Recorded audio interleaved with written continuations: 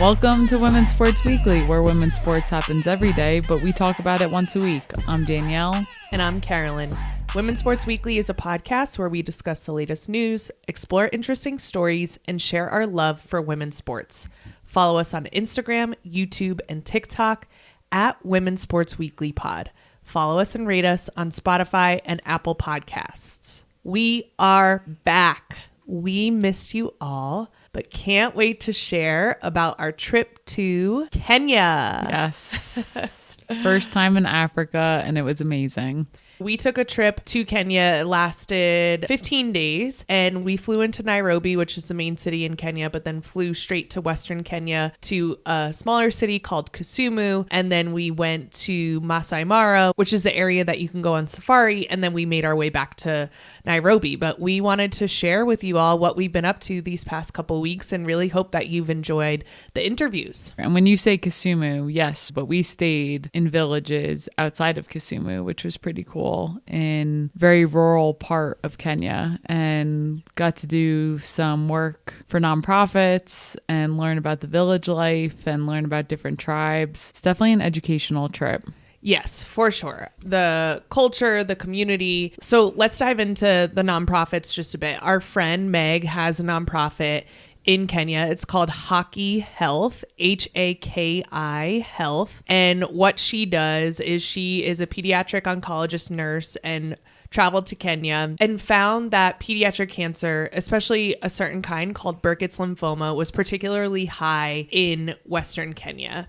To give a little bit of perspective, Burkitt's lymphoma in the United States has an over 90% survival rate, and in Kenya their survival rate drops to 52%, and most of that is due to lack of screening. Mm-hmm. So she was seeing kids who could definitely survive cancer but weren't because they found out that they had cancer a little bit too late. So she created this nonprofit, and Meg is our best friend. And we did not know exactly what she was doing and the impact she had until we were in Kenya and able to witness it. It was truly amazing. Yes. And obviously she's told us about her trips to Kenya. She's been going since 2018. She has built such a community out there. One, getting to meet all the people she's become friends with over the years and all the people she's been working with at the hospital, learning more about the cancer that she's trying to help treat and what she's been doing. It's really incredible. Just have so much more compassion for the people living in Kenya and can truly understand why Meg is so passionate about it and why she even started this nonprofit to begin with. And I think it can be hard, especially for us in the US.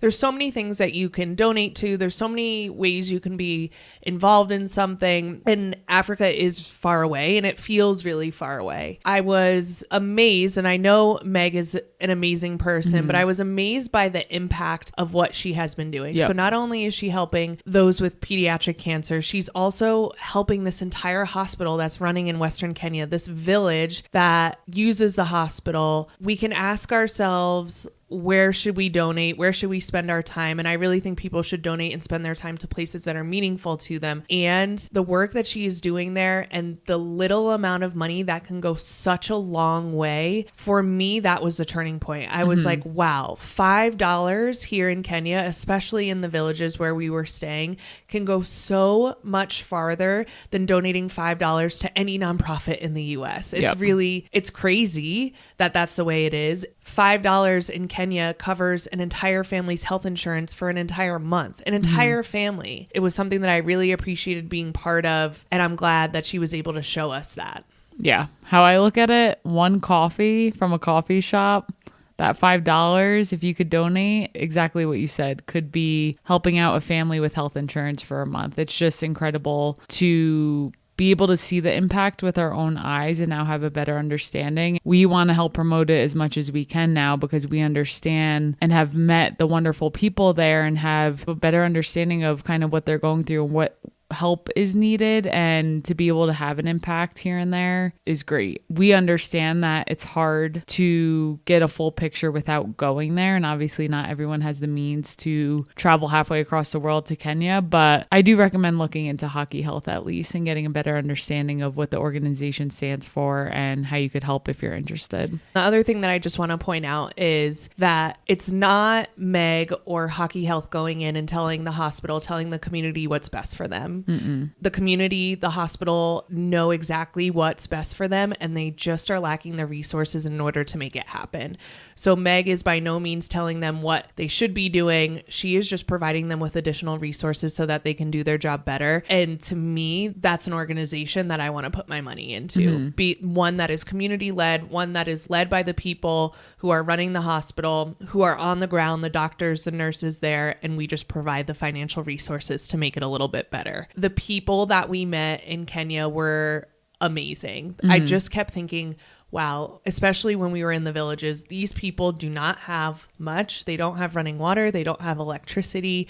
And yet their lives are so vibrant. They were so giving to us, so welcoming to us. It was such an amazing experience to be part of. And it speaks volumes to Meg as well, because she surrounds herself with incredible people always. She's always introducing us to new people in the US. We understood she had a group out in Kenya in different parts and that she had made these connections, but to see them with our own eyes and to meet and feel the warmth of these people that Meg has befriended over the years, it was just amazing and so fun. I just really, really loved that aspect of the trip. The people really made it what it was. Yeah, I think it's really hard. It's hard for us to promote our podcast. I think it's really hard for her to promote her nonprofit, even though it's not money going to her. It's not money going to her traveling out there. She's paying for all of that herself. We paid our way out to be there to help her in the ways that we could. And I think it can be difficult to promote yourself, but this is such a good, it opened my eyes to how great this organization and this idea is and how far American money can go in Kenya. Yes, for sure. So shout out to Meg and Hockey Health. And the other organization we helped out with and volunteered with while we were out there is the PAD Project. And the PAD Project helps supply reusable pads to young girls in the schools. We also went into the schools to teach them not only how to use the pads, but about their period, about their menstrual cycle, what to expect. We were talking to like 4th through 8th graders, depending on the school. That is another great organization to be able to supply those products to people who need it. In the cities, it's a much different lifestyle. They have the means for the most part, not all, but it's definitely a lot different. But in the villages, they don't have those means. And the teachers were so welcoming to us, and just to be able to help out with that organization as well was great. Yeah. And these students are speaking 3 languages. We were just blown away. Yeah. These are students in small villages in Kenya. They're speaking 3 languages, Kiswahili, which is the language that is primarily used in Kenya, their tribal language. So there's like over 40 tribes within Kenya. Then people are really passionate about which tribe they're associated with, and they have their tribal language that they know. And then they all know English. Yeah. And they speak it perfectly. And we're sitting over here like dum-dums trying to pick up a few words in Kiswahili to be able to better communicate. And I think I can absolutely say I learned a lot more on that trip and a lot more on those school visits than I could have provided to those students. So for sure. Honestly, just thankful I was able to experience that and learn from these teachers and these students and everyone in the community. It was just really eye-opening and awesome. It was great. The other thing we did was we ate and drank a lot. So what was some of your favorite food in Kenya? So as Carolyn mentioned, as you just mentioned, the language, Kiswahili, which Meg was teaching us along the way. I am terrible at languages. I took French growing up, and then I tried Spanish for a year in high school and got a D. So it was like, okay, I'm going back to French. So now I'm thrown into Africa, needing to learn Kiswahili. Can't say it's my strong suit once again. But it took me about 2 weeks to get down my favorite meal there, which is chapati and dengu. And it's this lentil dish. They make food so well, and all the veggies and fruits are like, you could just see it all over the villages. People have plots of land and they just grow their own veggies. And that's like a lentil dish. They use a lot of tomatoes, onions, garlic in all their dishes. And honestly, I had no expectations for the food going into it because I've never really had African food before. So I really just did not know what to expect. I was blown away with how good these dishes were. Really, really enjoyed it. So that's my favorite dish. You also love the ugali, which is a classic Kenyan dish. It's made out of corn, and it's created because it's really nutrient dense. And so you can have a little bit of it and you can be full for a while. For people who have a food scarcity, it's a great option and a great thing to eat. And it's like a staple among Kenyan men. They have every meal with their ugali. And then towards the end of the trip, it was like like Danielle also needed to have her meals with ugali. It was very good. Very good. Not really good for you, I learned. So I was like, damn, good thing I don't have this in the US because I probably would be right there with them eating it in every meal. What was your favorite food? My favorite food was also the chapati and dangu, the lentils. I also like the samaki, which is fish. Yep. And it's fish on the bone. It has its eyes still on, and it's not something I would usually eat here in the US, but to be there and to have it. We had coconut samaki one night. It was so, so good. It was also just amazing to be away for 2 weeks, away from work, have time together. We celebrated our 2nd year wedding anniversary. We were there with our best friend, Meg. It was so fun. And we had great sunsets, and we were doing some great work in the beginning. And then we made our way over to safari. It was all just amazing. Yeah, it truly was. So let's talk about safari. So after our week in the Western villages in Kenya, we made our way back east, kind of east, back towards Nairobi, but we stopped in the Mara, which is where you'll find the national park. Within the national park, you can go on safari. So we did safari for 2 days. We stayed at this amazing camping site, like glamping site, where we stayed in a canopy tent and had a full bathroom, and it was like luxurious living, which was very different from how we spent our first week in Kenya. And we got to see so many animals. It was insane. And this camp that we are staying at is literally in a conservancy. Is that what they call it? So in the conservancy, which is right outside the gates of where we were staying, there's a million animals. So before even going into the national park, like the first night we were there, our guide Isaac took us around in the conservancy. We saw so many elephants, so many giraffes, Pumbas, and we were... What's a Pumbaa? Pumbaa is a warthog. So if you need to get a refresher, watch Lion King because it's so good and depicts it so well. And then that night we were enjoying wine for happy hour out on a table within the conservancy, and it got dark out and we started hearing noises. And Isaac was like, that's the sound of a leopard. So he put his little flashlight on his phone and was like, the leopard won't come if they see the light. So that's a little terrifying. Needless to say, I was not allowed to run while we stayed at safari because I would have definitely gotten trampled or eaten by an animal. Not even going into the national park the first night. We still saw so much. And our guide Isaac was part of the Maasai tribe, and it's kind of like what you classically think of Kenya. They wear like red capes, they have spears, they have beautiful beatery work that they wear. We got to learn a lot about the Maasai tribe, and then we got to see a lot of the animals, which was just so cool. So there's a big 5 of animals, and those are the leopard, elephant, lion, buffalo, and rhino. And we saw everything but the rhino. It seems like the rhino is a little mysterious. They haven't seen it in a while, but seeing the leopard was huge. Isaac, our tour guide, kept telling us the leopard is very elusive. And when he heard it was out the one day, he's like, we're driving to find it. And we found it. And wow, she was beautiful. The leopard is like very majestic creature. I was obsessed with her. She was just like walking along the river. So cool. She also walked right up to our car and basically brushed the car. I had it on camera and I was like, oh my God, she's right under us. That was so crazy. And for some reason, the animals, when you're in the car, they just really don't care. The animals who are heavily preyed upon do care because they're always scared of everything. But the lions, the leopards, the bigger animals, they really did not care if you came up to them in the car. Obviously, we weren't walking around them. That would have been way too dangerous. But they were such cool animals to see. We also saw cheetah. We saw cheetah hunt. And I didn't know if we were going to be prepared to see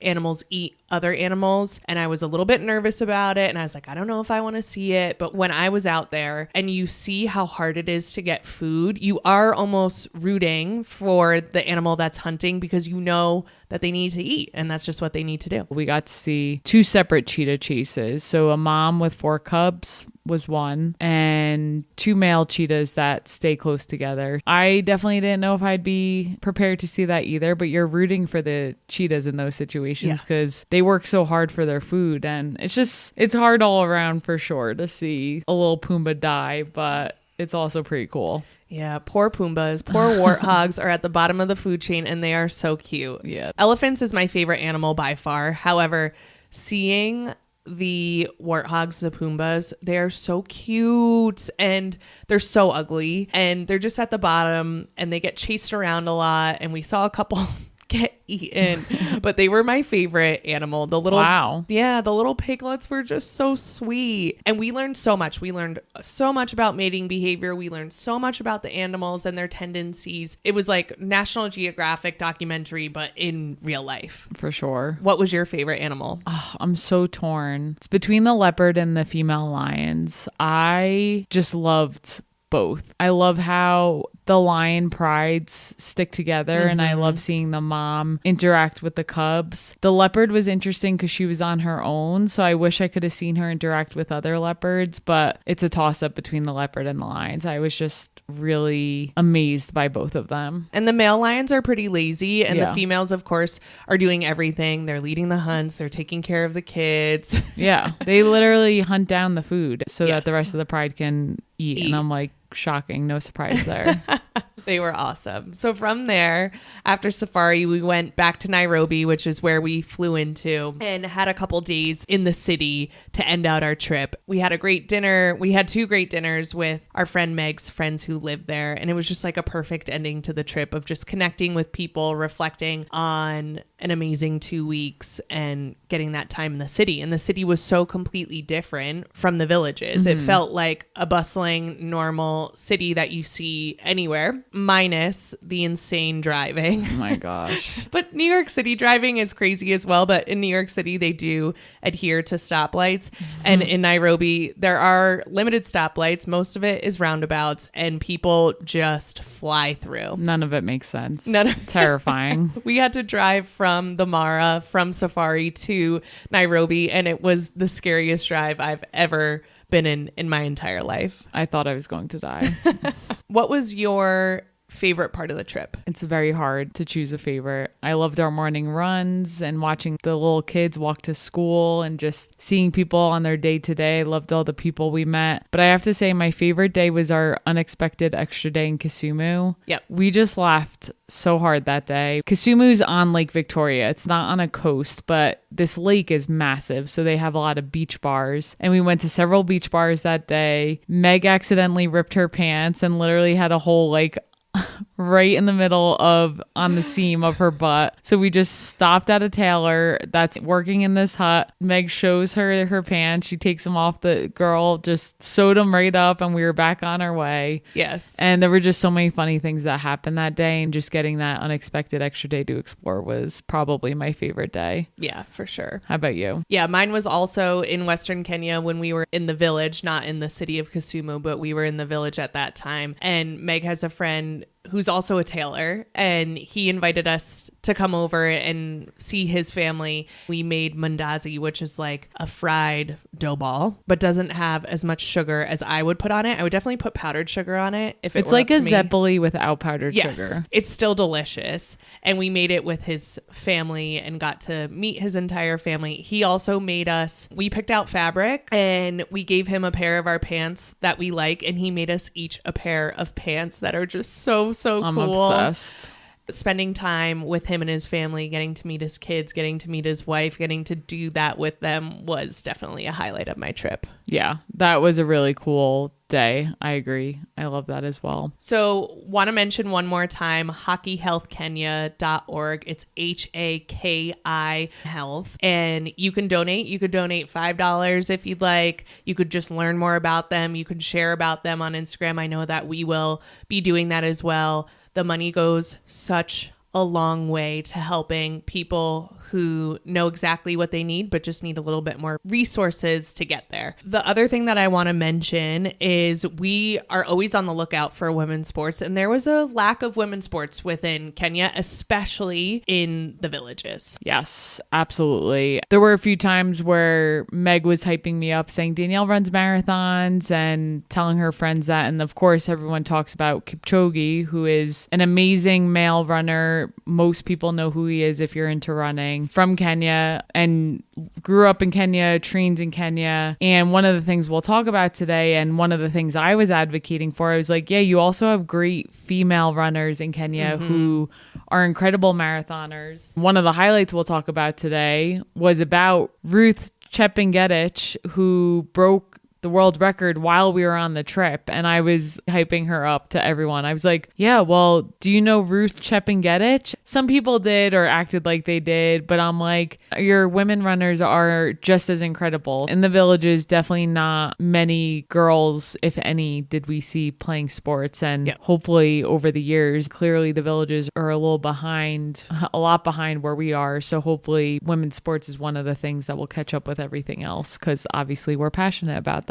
For sure. So what did we miss while we were away? Did we miss anything? Too much. I don't think we missed much. Okay.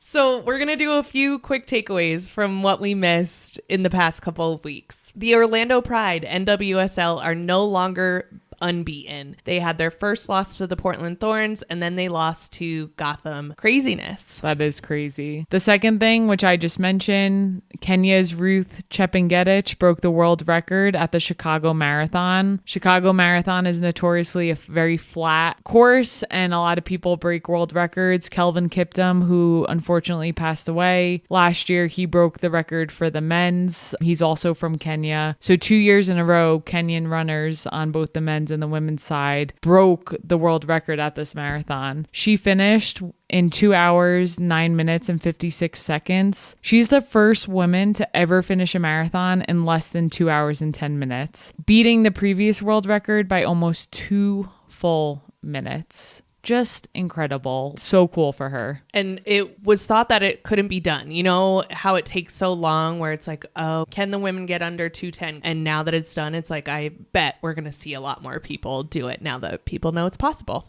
Who doesn't love to see a world record broken? For sure. Another thing that happened, a bunch of WNBA head coaches were fired. We knew about some of them already, but even more came through in the past couple weeks. So Kurt Miller from the Los Angeles Sparks, fired. Tanisha Wright from the Atlanta Dream, gone. Teresa Weatherspoon from the Chicago Sky, fired. Latricia Trammell from the Dallas Wings, fired.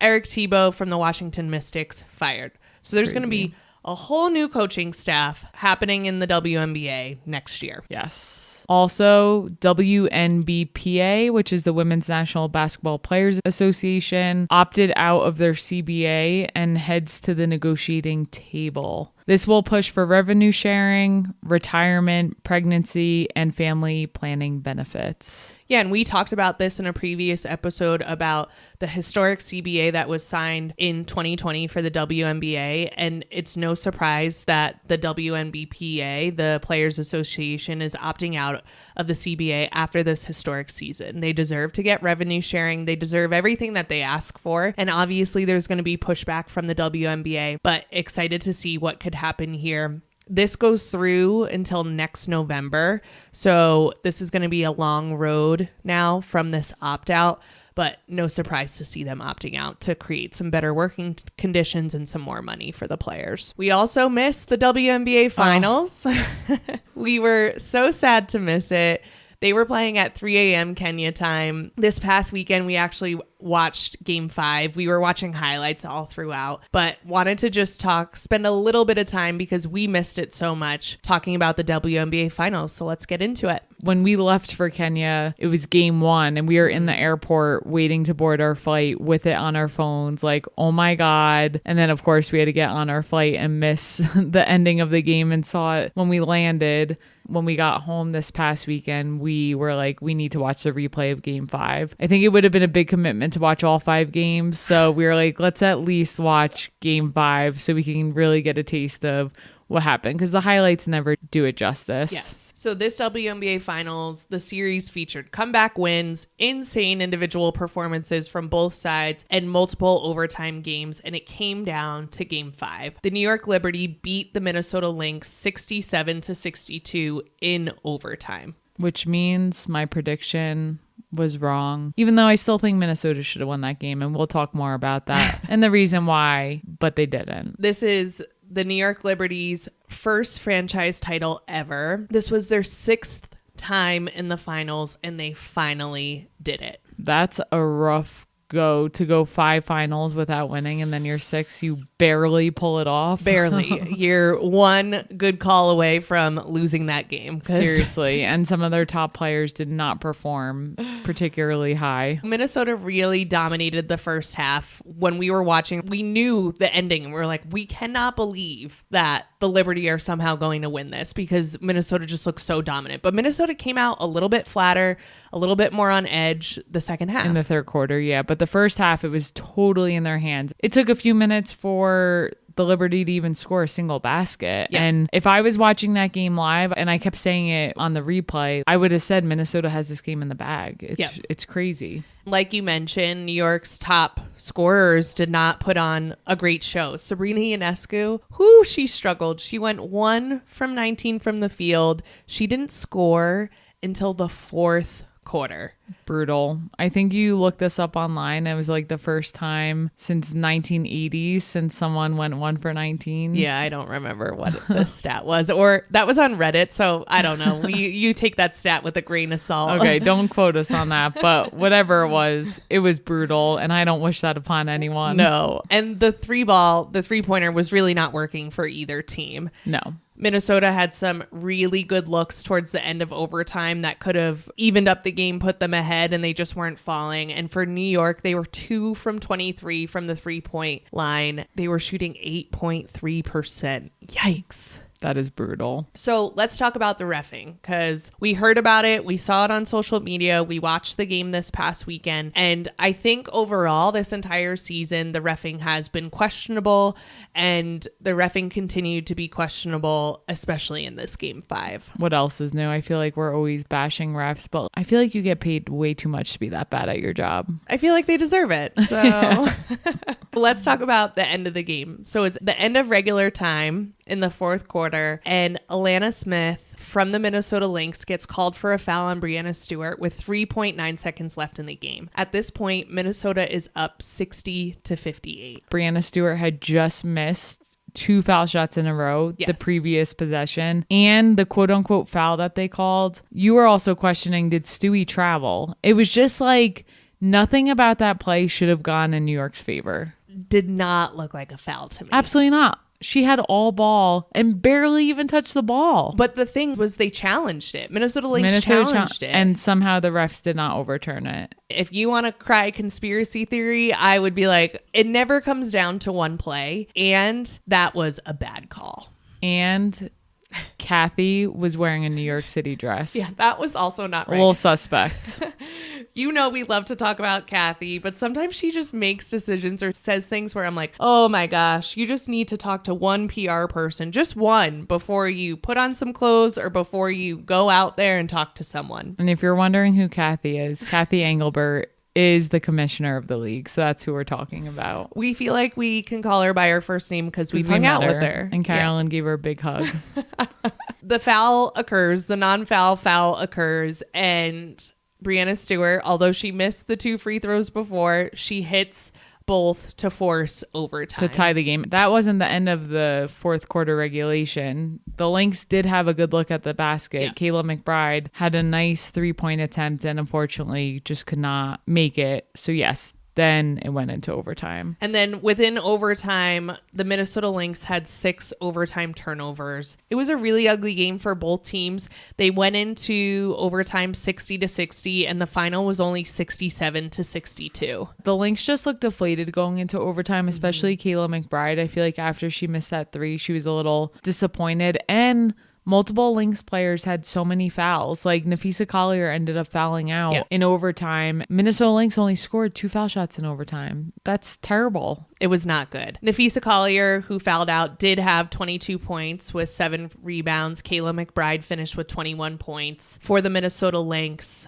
But the bench for New York Liberty stepped up and Niara Sabali had 13 points off the bench. Leonie Fibich, who didn't come off the bench, but just played really well as well. And they pulled out the win. And then Jonquel Jones had 17 points and earned herself MVP of the finals, which is just great. And she was so surprised and so happy. She had a great championship series For overall. sure. It was really cool to see her reaction when they called out her name for MVP. Jonquel Jones has come such a long way. She was most improved player in 2017, sixth woman of the year in 2018, regular season MVP in 2021, is a 5-time All-Star. She has just been putting in the work, showing up, doing what she needs to do, and it's finally paid off. She's a WNBA champion and finals MVP. Yeah.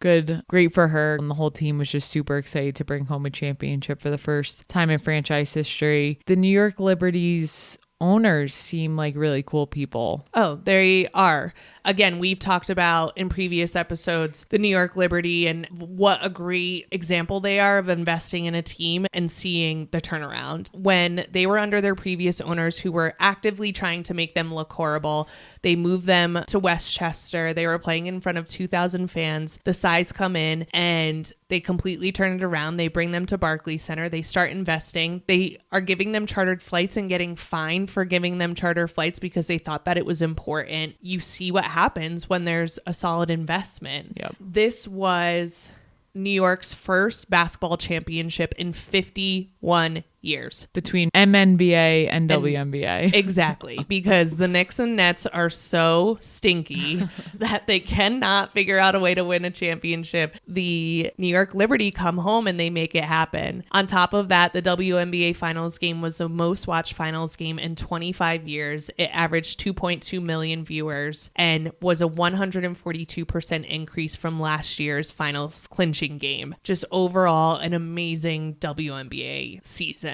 I truly believe it's only going to get better year over year, and really excited to continue to see the future of the WNBA. It's just an exciting time to be a women's sports fan. For sure. So let's get into what we're looking forward to this week. I will start. College basketball is back. I am so friggin' excited. So next Monday, November 4th, college basketball begins. The AP poll was released. The top 5 are South Carolina in the number 1 spot, UConn in the number 2 spot, USC at number 3, Texas at number 4, and UCLA at number 5. Do you agree? Yeah, these teams are stacked. They're going to be scary to watch, and it's going to be really exciting. I wonder how LSU feels about this. And Notre Dame also a little bit lower. I'm always curious. Do you want to make a way too early Final Four? Sure. I think it's going to be South Carolina, UConn, USC, and I'm throwing Notre Dame in the mix. We are on such the same page. I was going to say the exact same thing. I wish I could disagree with you, but that's also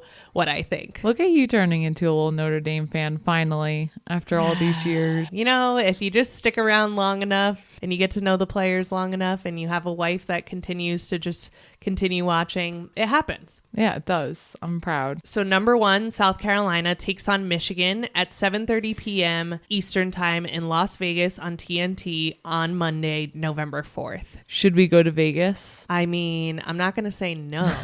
You know, after all the money we just spent traveling halfway around the world, what's one more airline trip? What are you looking forward to? Number 5, UCLA plays number 17 Louisville at 2:30 p.m. Eastern in Paris, France on ESPN2. Same day. So do you think, is there a way that we could do both? Could we fly to Paris and then make our way back to Vegas all in one day? Oui. Okay. Really showing off your French. Do you want to try that in Kiswahili? I don't know what it is either. I forget what yes is. I have no idea. Meg, I know you're listening. Let us know what yes is in Kiswahili. Yeah, text us when you hear this. That's it for this week. We will see you next week on Women's Sports Weekly. In the meantime, watch women's sports. Rate and subscribe to the pod on Spotify, Apple, and YouTube. Share the podcast with your friends. Keep sending us topics you want us to cover on Instagram at Women's Sports Weekly Pod. And thanks for joining us. We're so happy to be back. See you soon.